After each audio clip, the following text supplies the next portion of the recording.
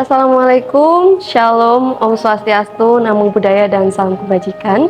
Di era digital yang begitu luas dan cepat seperti saat ini, hoax adalah ancaman bagi kita semua. Karena apa? Karena hoax itu seperti virus yang dapat menyebar dengan sangat cepat melalui berbagai cara. Salah satunya adalah menyebar melalui platform media sosial, melalui website, melalui pesan-pesan berantai, melalui broadcast yang ada di media sosial, dan lain sebagainya. Oleh karena itu, penting bagi kita untuk mengerti bagaimana cara mencegah hoax itu dan kita berkontribusi untuk mencegah menyebarnya hoax tersebut. Sebelum itu, mari kita bahas apa sih hoax itu? Menurut Kamus Besar Bahasa Indonesia, hoax adalah istilah yang digunakan untuk menggambarkan berita palsu atau informasi yang tidak benar yang disebarkan dengan maksud menipu atau memanipulasi opini publik. Berdasarkan data dari Kominfo, pada Agustus 2018 sampai Maret 2023 telah terjadi 11.357 kasus berita hoax yang ada di Indonesia. Temuan berita hoax paling tinggi terjadi pada Maret 2019, namun berangsur-angsur menurun, tetapi mengalami fluktuasi dari tahun ke tahunnya. Yuk kita tebak kira-kira siapa ya yang sering terdampak oleh berita hoax?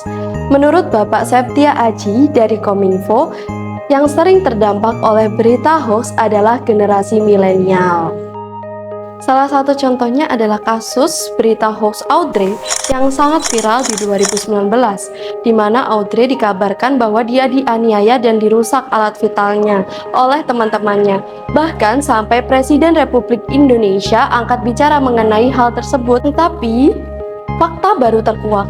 Hasil visum menunjukkan bahwa Audrey tidak mengalami penganiayaan atau bahkan pengerusakan alat vital oleh pelaku. Nah, lantas bagaimana sih orang-orang bisa langsung percaya kepada berita tersebut, padahal kan belum pasti kebenarannya? Karena bias konfirmasi. Bias konfirmasi itu apa sih? Bias konfirmasi adalah ketika kita mendapat suatu informasi tanpa menghiraukan kebenaran dari informasi tersebut karena informasi tersebut membuat kita setuju. Karena di dalam berita hoax berisi berita-berita yang sensasional, berita yang bombastis, berita yang membuat kita langsung men-share berita-berita tersebut tanpa bertanya-tanya, sehingga membuat berita hoax dapat menyebar dengan sangat cepat seperti kilat yang menyambar. Lalu kenapa sih hoax itu harus dicegah dan bagaimana cara mencegahnya? Hoax harus dicegah karena hoax itu jahat adik-adik. Hoax sering dipakai oleh seseorang ataupun kelompok untuk menjatuhkan lawan. Kemudian teroris-teroris untuk menyebarkan ancaman bahkan ketakutan. Kemudian atau bahkan orang-orang kurang kerjaan untuk menyebarkan ujaran kebencian. Jika dibiarkan, kebohongan yang berulang-ulang akan dianggap sebagai kenyataan.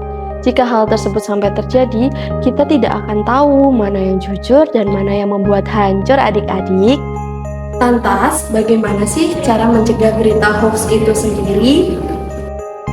Yang pertama, memeriksa judul berita provokatif.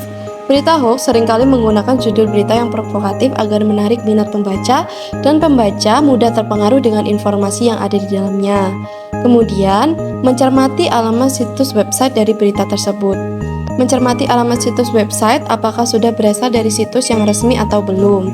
Kemudian, memeriksa fakta, dari mana informasi yang didapat berasal atau apakah sudah jelas kebenaran dan sumber asal informasi berita tersebut.